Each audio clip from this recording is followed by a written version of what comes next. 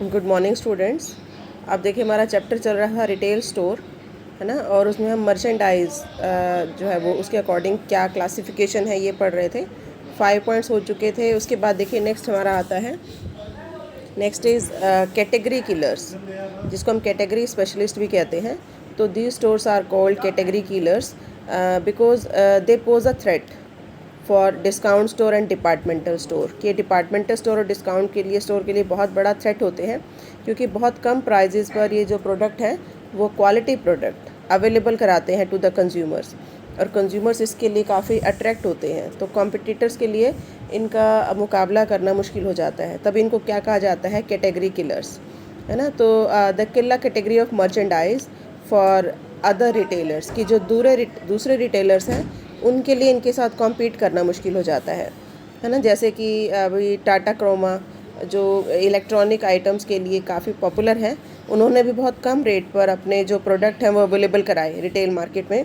तो जो other retailers हैं उनके लिए मुश्किल हो गया उनके साथ कॉम्पीट करना, है ना। इसको हम स्पेशल डिस्काउंट स्टोर भी कहते हैं, जिसमें कि डिस्काउंट बहुत ज़्यादा दिया जाता है। एंड ये जो शॉप्स होती हैं ये एक ही एरिया की मर्चेंडाइज़ के लिए होती है, एक ही तरह के प्रोडक्ट हैं जो कि इस तरह की शॉप्स में सेल किए जाते हैं। जैसे इलेक्ट्रॉनिक आइटम्स हैं या बाथरूम टाइल्स हैं, है ना, इस तरह की आइटम्स जो है वो सेल की जाती हैं। और जैसे बताया प्राइजेज़ आर वेरी लो, बहुत कम प्राइजेज़ पर सेल किया जाता है। और जो सर्विसेज हैं वो भी कंपैरेटिवली कम दी जाती हैं, है ना, क्योंकि प्राइजेज़ कम है, मार्जिन कम है, तो सर्विसेज भी कस्टमर्स को कम दी जाती हैं। और बड़े स्टोर होते हैं ये जनरली, जायंट स्टोर की बहुत बिग साइज़ के जो स्टोर हैं ये वो होते हैं। और परचेज़ भी ये बल्क में करते हैं, और सेल भी कई बार ये बल्क में ही करते हैं। परचेज़ बल्क में करने की वजह से ही इनके पास जो प्रोडक्ट है वो बहुत कम रेट का होता है। तो इस तरह की स्ट्रेटजी बनाते हैं कंपटीशन के लिए, कंपटीशन को टैकल करने के लिए, या मार्केट को एक तरह से टेक ओवर करने के लिए कि पूरी मार्केट इनकी हो जाए, है ना। इसके लिए बहुत कम रेट पर प्रोडक्ट अवेलेबल कराते हैं। तो इसका एग्जांपल है Tata Croma, Vishal mega mart, sports authority, office depot, tower record, है ना। और अमेज़ोन और ईबे ऑनलाइन बिजनेस में कह सकते हैं कि ये भी काफ़ी डिस्काउंट पर कई बार गुड्स को अवेलेबल कराते हैं। उसके बाद देखिए नेक्स्ट 7th पॉइंट आता है कन्वीनियंस स्टोर। अब देखो नाम से पता चल रहा है कन्वीनियंस, कन्वीनियंस फॉर कस्टमर। तो ये इंडिविजुअल जो हमने स्टोर की बात की थी उसी तरह के स्टोर हैं कि इनकी जो लोकेशन है वो कन्वीनियंट होती है कस्टमर्स के लिए। जैसे आपके घर के आसपास जो शॉप्स हैं उसको हम कन्वीनियंस स्टोर कहेंगे, कि आप इजीली वहाँ पर जब चाहे जाकर अपना गुड्स ले सकते हैं, और वो सर्विसेज भी आपको प्रोवाइड करते हैं, क्रेडिट फैसिलिटी भी देती हैं और फ्री होम सर्विस भी प्रोवाइड करते हैं। और यहाँ पर food and non food items ही होती हैं जो सेल की जाती है। अगर बात करें टाइमिंग्स की, तो ऑड इवन टाइमिंग्स में भी, मतलब रात तक, देर रात तक ये शॉप्स खुली रहती हैं। संडेज़ भी ऑफ नहीं होते, है ना। जब भी आपको चाहिए होता है आप जाकर इजीली वहाँ से परचेज़ कर सकते हैं। प्राइजेज़ कंपैरेटिवली मार्केट से थोड़े से हाई होते हैं, है ना। और प्रोडक्ट्स जो हैं वो काफ़ी पॉपुलर प्रोडक्ट यहाँ पर मिलते हैं, जैसे डेली यूज़ की जो आइटम है, जैसे ब्रेड है, बटर है, मिल्क, कोल्ड ड्रिंक्स, इस तरह के जो कंज्यूमेबल आइटम्स हैं वो यहाँ से हम परचेज़ कर सकते हैं। तो ये कुछ इस तरह की आइटम्स होती हैं जो 24/7 खुली होती हैं, है ना। तो बड़ी बड़ी सिटीज़ में 24/7 के नाम से भी कुछ शोरूम है जो कि खुले रहते हैं, रिटेल चेन्स जिनको हम कहते हैं। और इसका जो मेन पर्पस है वो यही है कि छोटी मोटी जो डेली रूटीन की आइटम्स हैं उनकी नेसेसिटी को पूरा करना, है ना। तो इस तरह के जो आउटलेट्स हैं वो इसी में आते हैं, कन्वीनियंस स्टोर में। उसके बाद देखो नेक्स्ट आता है फैक्ट्री आउटलेट। अब ये नाम से पता चल रहा है फैक्ट्री आउटलेट, ये जनरली जो मैन्युफैक्चरर्स हैं वही इसको चलाते हैं, वही इसको ऑपरेट करते हैं, वही इसके ऑनर होते हैं, है ना। और वो क्या करते हैं, उनके पास जो सरप्लस गुड्स होती हैं, जो डिफेक्टिव आइटम्स होती हैं, या जो सेकेंड हैंड आइटम्स होती हैं, अनसोल्ड आइटम, ओल्ड आइटम्स या इरेगुलर जो गुड्स होती हैं, वो यहाँ पर इन स्टोर्स में वो सेल करते हैं। तो इनके जो ऑनर होते हैं, देखिए इसकी फ़ीचर्स, इनके जो ऑनर है वो खुद ही कौन होते हैं, मैन्युफैक्चरर। और डिफरेंट टाइप की जो गुड्स हैं यहाँ सेल की जाती हैं, है ना। जैसे बताया डिफेक्टिव आइटम्स या जो मतलब रिटर्न्ड आइटम्स हैं, है ना, वो यहाँ पर आती हैं, तो उनको सेल किया जाता है, या उसके अंदर कुछ इम्प्रूवमेंट करके अच्छी क्वालिटी का बनाकर फिर उसको सेल किया जाता है। तो इस तरह में जो ऑपरेटिंग कॉस्ट होती है वो काफ़ी कम होती है, बिकॉज मिडल मैन्स नहीं होते, तो कम रेट पर भी मैन्युफैक्चरर इसको सेल कर देता है। कंट्रोल किसका होता है, मैन्युफैक्चरर का।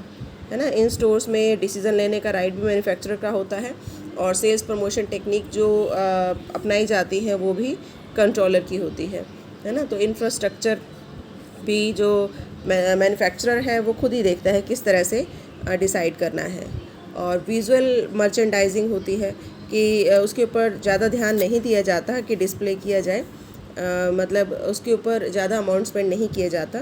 लोकेशन ये ऐसे एरिया में होते हैं जहाँ पर उनको बहुत रेंट कम पे करना पड़ता है ना, क्योंकि ये उनका एक तरह से पार्ट टाइम वर्क है और वी कैन से कि जो उनका डिफेक्टिव मटेरियल है या इस तरह का इरेगुलर मटेरियल है उसको सेल करने के लिए ये है, तो इसलिए इसकी लोकेशन बहुत अच्छी नहीं होती। और बात करें सेल्फ सर्विस की, तो ये सेल्फ सर्विस पर भी काम करते हैं, यानी कि कस्टमर्स आते हैं तो उनको खुद ही कहा जाता है कि you have to pick and choose और उसके बाद उनको पे करना होता है ना। लेकिन यह डिस्काउंट 60 to 70% मिल जाता है, इसलिए कस्टमर्स जनरली परचेज़ करते हैं यहाँ से। और ये जो शॉप्स हैं जनरली जो जैसे शूज़ सेल होते हैं या जो क्लॉथ वियर हैं, मतलब क्लॉथ इंडस्ट्री के लिए ज़्यादा पॉपुलर है, फुटवेयर एंड अपैरल इंडस्ट्री के लिए। इसका अगर हम एग्जांपल कहें तो रीबॉक के शूज़ आते हैं, नाइक, आडिडास, है ना। तो इस तरह के कैंटाबिल, इस तरह के जो ब्रांड हैं वो इस तरह का जो पॉलिसी है वो अपनाते हैं। फैक्ट्री आउटलेट्स जो है उन्होंने ओपन किए हुए हैं कि आप वहाँ से जाकर कम रेट पर भी प्रोडक्ट को परचेज़ कर सकते हैं, ठीक है। उसके बाद देखो नेक्स्ट आता है हमारा सिंगल प्राइस शॉप।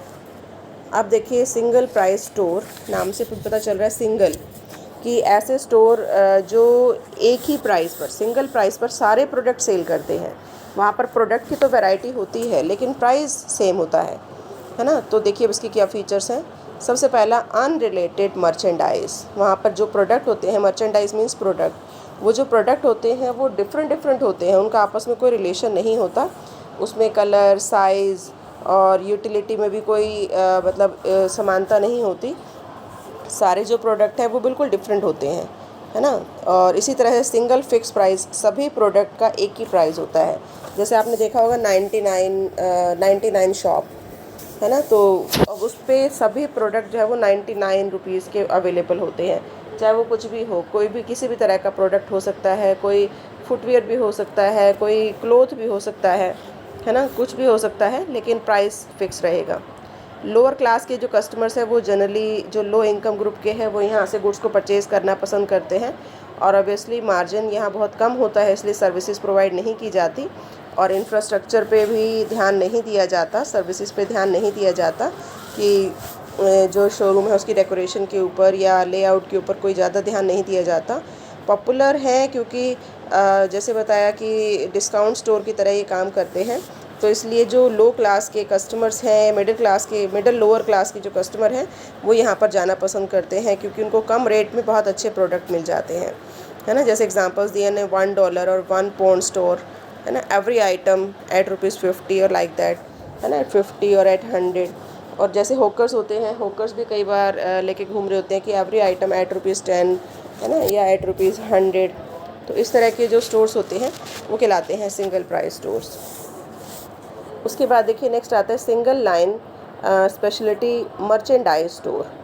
ये स्टोर भी एक तरह की शॉप्स होते हैं जो एक ही तरह का मटेरियल, एक ही तरह का जो प्रोडक्ट होता है उसके सेल के ऊपर ज़्यादा ध्यान देते हैं, है ना। देखो लास्ट वन और इसमें क्या डिफरेंस है, वहाँ तो प्रोडक्ट डिफरेंट टाइप के थे, प्राइस एक था, है ना, लेकिन यहाँ पर प्रोडक्ट एक जैसा है, तभी इसको single line speciality merchandising store कहा जाता है कि जो मैन्युफैक्चरर के बहुत सारे प्रोडक्ट होते हैं, है ना, बहुत सारे रेंज अवेलेबल कराते हैं, लेकिन उसकी क्वालिटी मतलब एक ही टाइप का प्रोडक्ट होता है। तो देखो फीचर यही है, वन टाइप ऑफ मर्चेंडाइज, इसमें सिर्फ एक ही तरह का प्रोडक्ट होता है जो कि सेल किया जाता है और स्पेशल ब्रांड होता है ना, उसकी अपनी इमेज होती है, अपनी गुडविल होती है और अच्छी इमेज वाले जो प्रोडक्ट हैं वो ही इसी तरह के स्टोर से बिज़नेस करते हैं।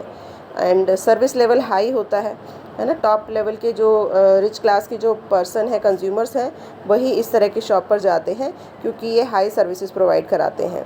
और ये स्ट्रेटजीज़ भी मतलब सक्सेसफुल स्ट्रेटजीज़ अडॉप्ट करते हैं, कोशिश करते हैं कि जो कस्टमर्स की रिक्वायरमेंट के अकॉर्डिंग ये प्रोडक्ट को लेकर आएँ और कस्टमर्स की डिमांड को पूरा करें कि अगर वो सेटिस्फाई होंगे तो फिर उनकी सेल बढ़ेगी।